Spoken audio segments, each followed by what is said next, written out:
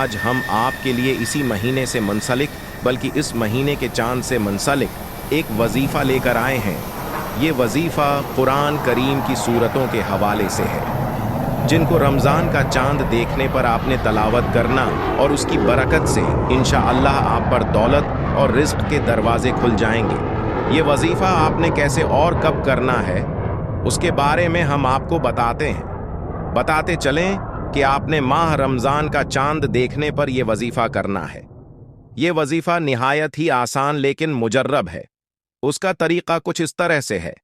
جب آپ کو کنفرم ہو جائے کہ رمضان کا چاند نظر آ گیا ہے یا آپ خود چاند کو دیکھ لیں، تو پھر آپ نے ایک بار درود ابراہیمی پڑھنا ہے، اس کے بعد 21 مرتبہ سورہ القدر اور 3 مرتبہ سورہ فاتحہ کی تلاوت کرنی ہے، اور آخر میں ایک بار پھر درود ابراہیمی پڑھ لیں۔ اس وظیفے کو مکمل کرنے کے بعد آپ نے ہاتھ اٹھا کر اللہ کے حضور اپنی وہ حاجات رکھنی ہیں جس کے آپ طالب ہیں، یعنی اپنے رزق میں برکت کے حوالے سے،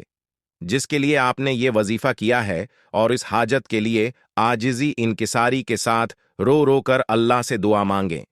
انشاءاللہ اس وظیفے کی برکت سے اللہ رب العزت آپ کو رزق کی فراوانی اور بے بہا دولت نصیب فرمائے گا۔ ایک اور بات جو یہاں آپ کو بتانی ضروری ہے وہ یہ ہے کہ اس وظیفے کے لیے ضروری نہیں کہ خود چاند دیکھنا ہی ہے، یعنی اگر آپ نے چاند کو دیکھا تو نہیں، لیکن یہ خبر کنفرم ہو گئی ہے کہ چاند نظر آ گیا ہے، تو بھی آپ اس وظیفے کو کر سکتے ہیں، لیکن بہتر یہ ہوگا کہ آپ خود چاند کو دیکھ لیں،